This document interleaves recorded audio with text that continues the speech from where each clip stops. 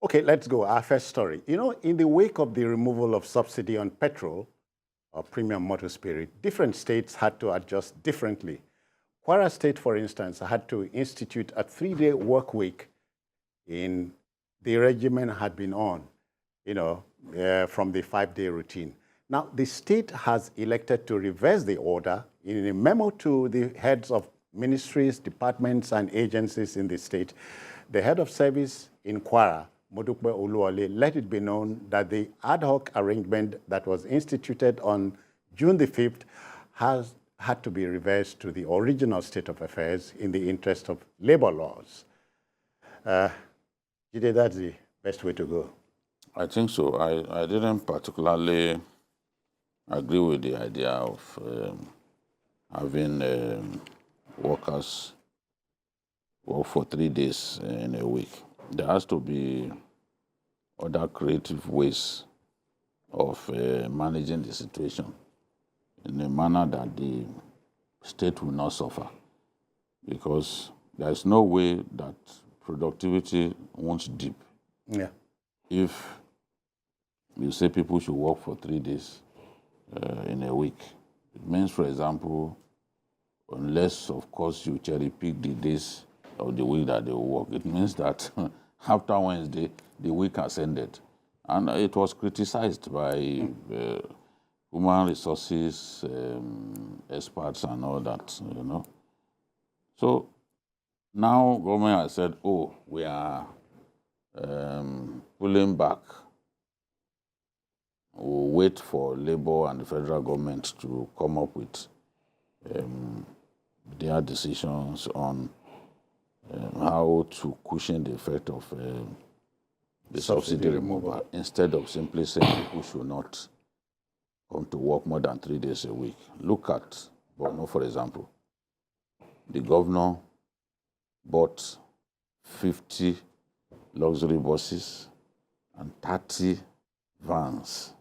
Those vans will be conveying farmers to their farmlands in the various communities free of charge.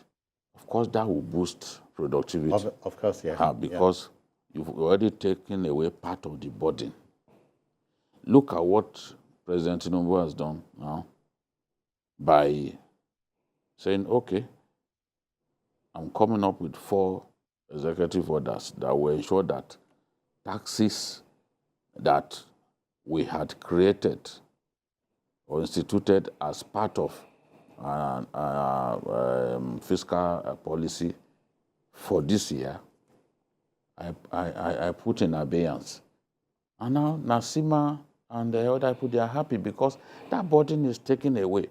Yeah. We are going through rapid inflation, and we are seeing our people being taxed more and more. What we need to do a lot more is create an enabling environment for productivity to grow, not simply taxing our people. If we can engender greater productivity, we will still make more money. We will still make more money. The GDP will grow. The president has said that he wants to see the GDP grow, by about 6%. Greater productivity can make that happen. And I believe that that is what we should do. So I never supported the idea of 3 days in a week. Yeah. For the workers. I'm happy they found a way. They found an excuse to go back to the status quo. Let them think of ways by which they can cushion the effect, because the bigger problem for our people is transportation. Look at more than anything else. Look at kerosene was not even subsidized for a very long time. Aviation fuel, it was only PMS that we were left with. For a lot of our people, if they have constant electricity, of course, that burden will be reduced. If you can help them access cheaper means of transportation, either through compressed natural gas or through even electric buses, vehicles and all that. Of course, our people will be happy, because compressed natural gas means that with 100 to 150 naira, you can buy a liter of it compared to the 500. In fact, you know that in my village is actually, oh, sorry, sir. My dad said I must never call it a village. In your kingdom? Yes. You see, in my hometown, apologies to the Akin himself, is 700 naira per liter. How do people get by with 700 naira per liter in a place where poverty is rife? So we just have to find a way to help our people get out of, at least reduce the impact. Emeka, it raises the question of governments in reaction to exigent situations. Yes. The old dictum, necessity is the mother of invention, didn't quite apply here. Yeah, I think the government didn't do its homework well, because when they announced that, it appears they didn't take into cognizance the global trend now. We copied this 40 hours week from the United States. Yes. A lot of countries copied it from the United States. This 40 hours work week. That is 8 hours per day for 5 days. Yeah. Now, in the United States, there is pressure to reduce the work week to 32 hours. Some countries like Iceland, Sweden have already moved in that direction. Some countries have actually reduced it to 32 hours. Some said, okay, but they still clock 5 days of the week. Now, the question is this. Do you increase it to 9.5 hours per day and then stretch it so that there will be one free day, maybe Friday, like some countries. Friday is a work-free day. In some countries, Friday is a work-free day.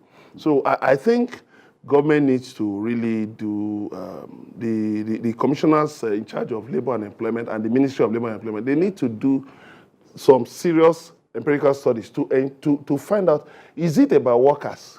Is it about people going to work every day?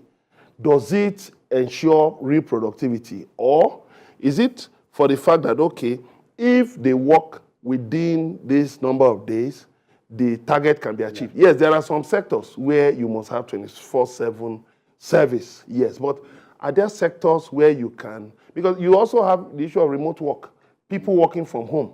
All of these things also help to reduce costs. We saw what happened during COVID.